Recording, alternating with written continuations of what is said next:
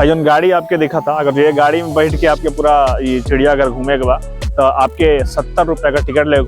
तो भाई आए आप सुबह कि हम अभी तक का जितना भी जानवर देखे नहीं में सबसे बढ़न जानवर दिखाई, यानी कि अफ्रीकन हाथी। गजब भाई, देखा यार ये का है। आप सबको व्हाइट टाइगर देख ले बनी मतलब कब्बो जिंदगी में इजा शेर पूछ बंदर तो पहली बार देखा था सामने, और ये शुतुरमुर्ग आप सामने देख सके नहीं आओ था कितना बढ़न पक्षियन का प्रजाति बा।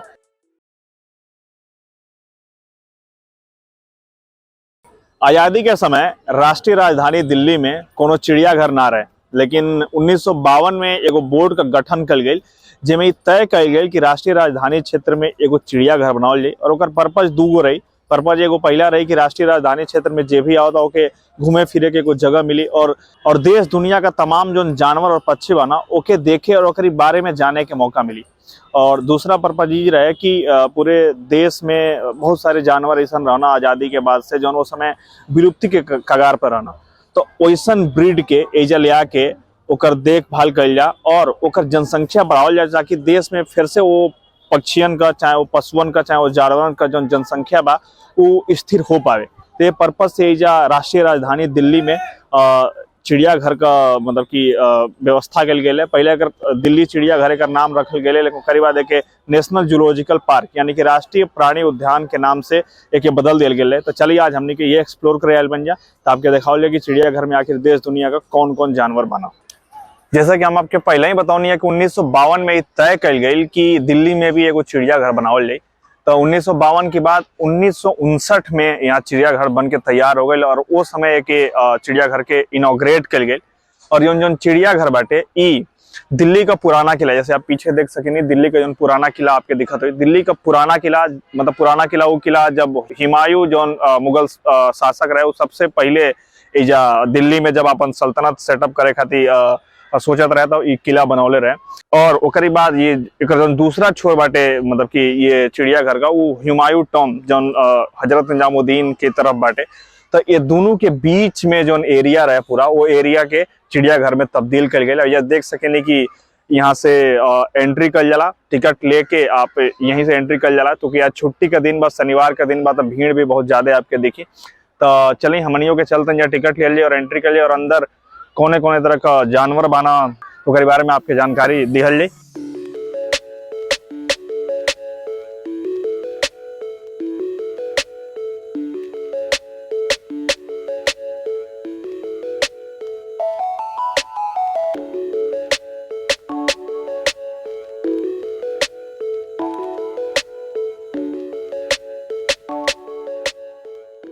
तो हमने का आ चुकल बन जा एजा दिल्ली जू यानी कि दिल्ली चिड़ियाघर में राष्ट्रीय प्राणी उद्यान ये देख सके नहीं, और भीड़ तो बहुत ज्यादा बाटे।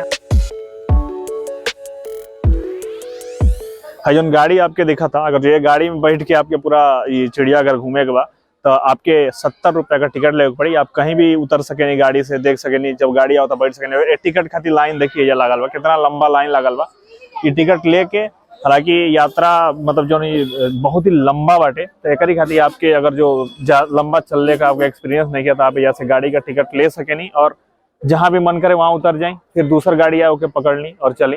तो ये बेहतरीन सुविधा बा भाई। अगर जे चल ना सकेला ओकरी खातिर बेहतरीन बा। चलते चलते थक जाओ आवते समय गाड़ी की जरूरत पड़बे करी। हेजा से आपका जो घूमे का यात्रा बाटे चिड़िया उद्यान मतलब कि राष्ट्रीय उद्यान घूमे का यात्रा बहुत शुरू हो रहा, लेकिन एजा शुरू के लिए पहले आपके ऐसा चाहिए कि आप या जो मैप लागल बा पीछे है जा मैप, वो मैप के पहले एक बार देख ली आप कि वो मैप में आपके किधर आप जाए चाहते नहीं। और दूसरा यहाँ भी आपके मतलब कि जो लागल बाटे कि ये रास्ता में कौन कौन जानवर माना वो चीज यहाँ आपके मिल जाए। तो सबसे पहले आप जब भी आप शुरू करें तो ये शुरुआत में ये चीज जो बाटे डिटेल जरूर ले लें कि आप कौन रास्ता से जाए तो कौन से पशु पक्षी जानवर आपके देखे के मिलिए, ऐसे आपके सहूलियत रही। हमने के गांव देहात के लोगों खातिर नीलगाय तो कोनो बहुत बड़ा बात नहीं किया, हमने के अक्सर अपने खेतन में देखत रहने जा, लेकिन एजा शहर के लोगों खातिर नीलगाय एगो ऐसा चीज बा जो लोग देखल पसंद करेला, काहे कि एजा ए तरह का कोनो जानवर दिखे ना नहीं।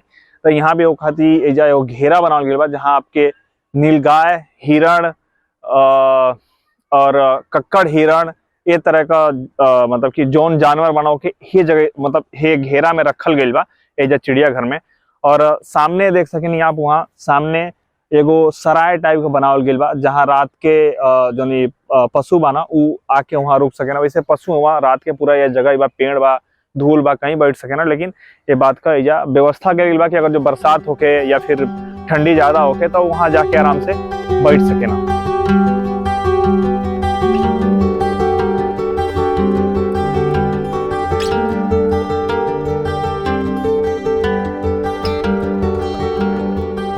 अब वो पेड़न पर झुंड में बैठे पक्षियन के आप देखत नहीं, वो पक्षियन के नाम है जल पक्षी। हालांकि स्पेसिफिक कौने पक्षी का नाम है ये तो या मतलब कि कहीं भी लिखल नहीं है और हमके जानकारी भी नहीं है, कि हम ये तरह का पक्षी पहली बार देखत नहीं। और इतना झुंड में देखत ना, और जो कुछ पक्षी ऐसे बना जनों में बैठ के मछली जो होता है तालाब नुमा बनावल गइल बा। और ये तालाब नुमा में ही जल पक्षी, चूंकि ये जल पक्षी हुआ तो ये तालाब बनावल गइल बा और ये जंगली पेड़ बना। और ओइजा ये पक्षी ये तरह का बाना कुल अगर जो आप कबो बहुत बड़न बड़न पक्षी आप नहीं देख ले, जैसे हमने मैदानी भाग से आवन ज्यादा बहुत बड़न बड़न पक्षी नहीं देख ले जा, तो आपकी खातिर बहुत ही बेहद ही बेहतरीन एक्सपीरियंस रही है तरह के पक्षियन के देखल में, वो भी झुंड में। भाई हमनी के बंदर बहुत देख ले बन जा, और लाल बंदर, काला बंदर ये देख लें जा, लेकिन शेर पूछ बंदर तक अब हमनी के नहीं देख लें जा। और ये दिल्ली के चिड़ियाघर में आके हमनी के एगो अलग प्रजाति बंदरों के देखे के मिलल। हालांकि टीवी में हमनी के चिंपांजी ये तरह के चीज देख ले बन जा, लेकिन इजा शेर पूछ बंदर तो पहली बार देखा था। सामने देखिए वो शेर पूछ बंदर ओजा बैठल बटे, और एगो दूसरी तरफ भी आपके कैमरा में ना दिखत हुई, लेकिन वाकई में शेर पूंछ का मतलब ये बा कि अगर पूंछ जौन बा शेर की तरह बा एकदम गठीला, और बाकी ब्लैक, और आगे जौन मतलब कि मुंह बाटे, मुंह पे भी झबराला बार बाटे लगभग शेर की तरह ही। शायद यही खातिर है कि शेर पूंछ बंदर कहल जाला।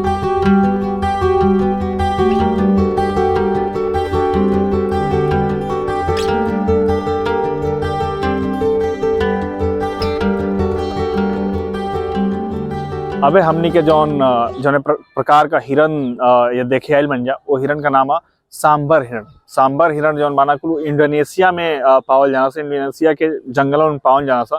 और एगुल का जौन स्थिति बा वो समय मतलब कि विलुप्त होने के कगार बना सा। जैसे आपके बताओनी है कि यह दिल्ली जू में देश दुनिया का तमाम जौन जानवरन का प्रजाति बा वही रखल गेल बा। और एक दूसरा पर्पज ये बाटे कि जौन जानवर विलुप्त होने के कगार बना ओकुल के एगो जगह दिया जाए, जैसे वो आप संख्या बढ़ा सकें और फिर वो लोग का जौन पहले यथा स्थिति रहे वो में लौट सके। सामने जो आप हिरन देखा था नहीं, अब ये हिरन भारतीय प्रजाति का हिरन हुआ से जगह कृष्ण मृग यानी कि ब्लैक बक के नाम से भी जाना जा रहा। और इस समय जो हिरन का स्थिति बाटे भारत में वो मतलब कि खतरे में बा, मतलब कि विलुप्त के कगार पे यो हिरन बना एक हदी जाए के, जैसे हम बतौले बानी पहले आपके एक प्रिजर्व कल गेल बा।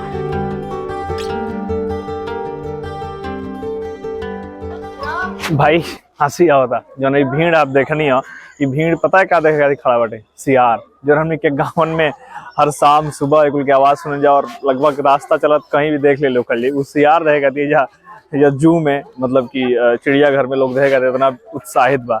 ये देख के तनी हमके अजीब लागल। और एक बात यो बाटे कि या शहर में कुल चीज दिखेला नहीं, और जन शहर बच्चा छोटा बच्चा बा ना ओकुल खाती ये किताबन में देखल गेल बा या रियल में देखे ना तो वाकई ओकुल के बहुत ही अच्छा लागेला।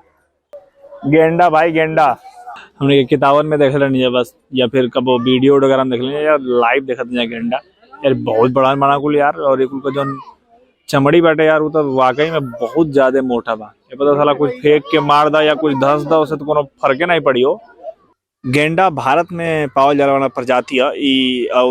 असम और वेस्ट बंगाल और उत्तर प्रदेश और नेपाल से सटल जो एरिया बना सा वो एरियन में पावल जाना सा। और सबसे अजीब बात आपके हम बताए, अजीब क्या लगभग आप सबके पते हुई कि गेंडा जो इतना मोटी चमड़ी और इतना मजबूत बा वो शाकाहारी जानवर है। अब देखा जाए का भीड़ लगा था यार, इजा आखिर इजा कौन जानवर बा इतना लोग देखा था उत्साहित बाटे। और ये तेरी ये कहा यार भाऊ, ये देखिए यार गजब भाई, देखा यार ये का है, नीला पीला मकाओ।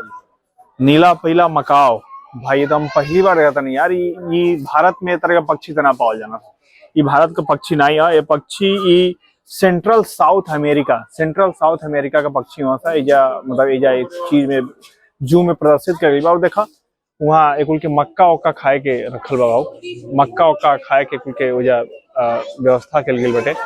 मतलब यार वाकई में बहुत ही खूबसूरत यार, बहुत ज्यादा खूबसूरत, बेहतरीन। अभी तक जितना भी हम देखनी पशु पक्षियों में सबसे बेहतरीन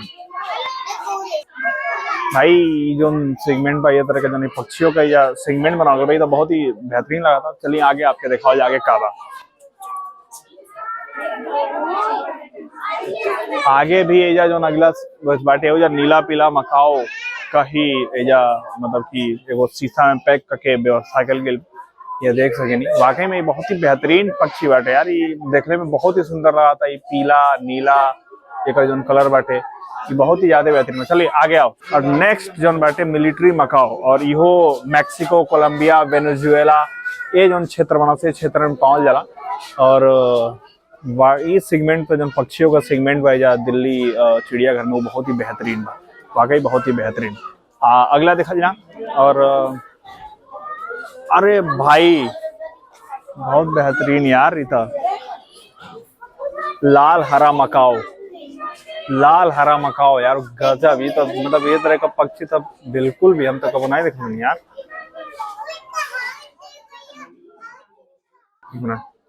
भाई ये में तो विदेशी पक्षियों का बहुत ही बढ़िया कलेक्शन बटे जा जू में। और देखें बियर आइड कैटेटू, ये वो पक्षियन का प्रजाति है। आप ये देखें कितना नीक लगा था, सफेद एकदम एकदम उल्लू की तरह कुछ लोग बाटे, लेकिन उल्लू तो नहीं आई।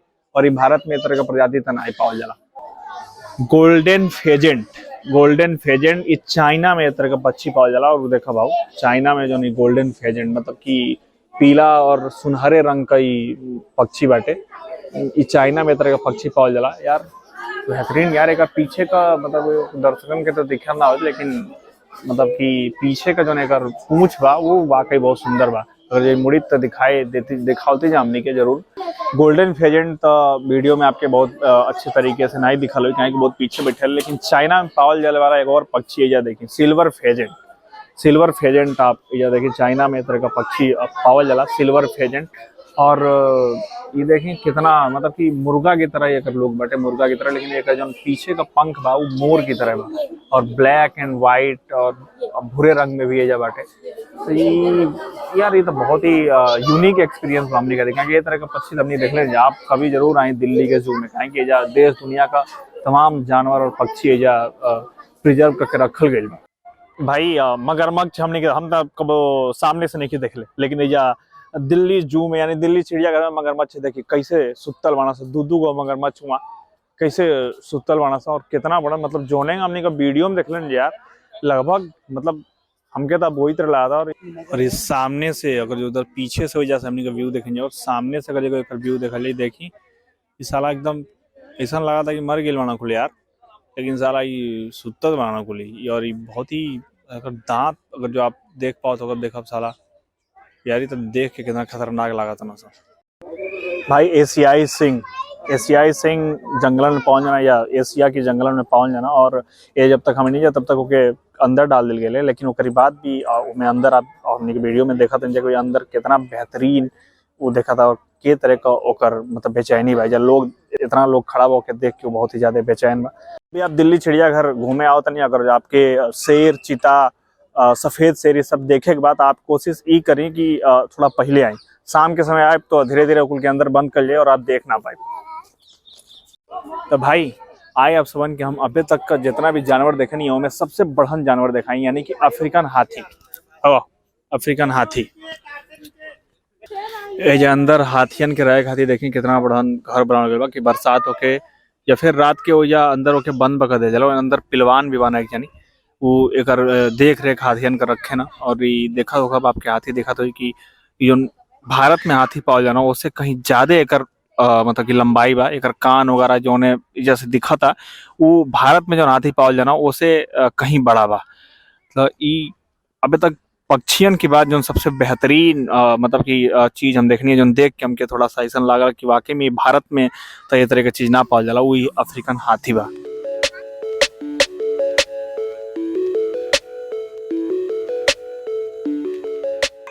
आप सबको व्हाइट टाइगर देख ले बनी मतलब कब्बो जिंदगी में देखे सामने। तुम्हारे नाम पर ना वो भाई साला जिंदगी में पहली बार व्हाइट टाइगर देखा था नहीं यार। साला एकदम कितना बुढ़ान बा और पूरा जो जो लाल धारियां होना सब एकदम सफेद वाला में मतलब कि मुंह का जो आगे का जो लालपन होला दूसरे तरह के टाइगरन में वो जा नइखे। और जो ये टाइगर बा ये कर जो पूरा मुंह बहुत सफेद और काला के धारीदारी हिसाब में बा। हाई देखे यार हाई कितना काहे का इजा इतना भीड़ भैया इसमें कौन जानवर चलाओ देखा जाए यार इजा कौन इजा जानवर बा। अच्छा जैगुआर ये जैगुआर बा। देखिए कि जैगुआर है कि पूरी तरीके से बंद करके रखल गई बा काहे कि ई छलांग बहुत तेज लगावे ना और ऊपर कहीं भी चढ़ सके ना एक एकरी खातिर है कि पूरा केज में बंद करके रखल गई बा। भाव यो जा बहुत भीड़ लागल बा यार देखल जाए इजा का बाटे आखिर में इजा इतना भीड़ कहाँ लागल बा। आओ देखल जा। अरे भाई बंगाल टाइगर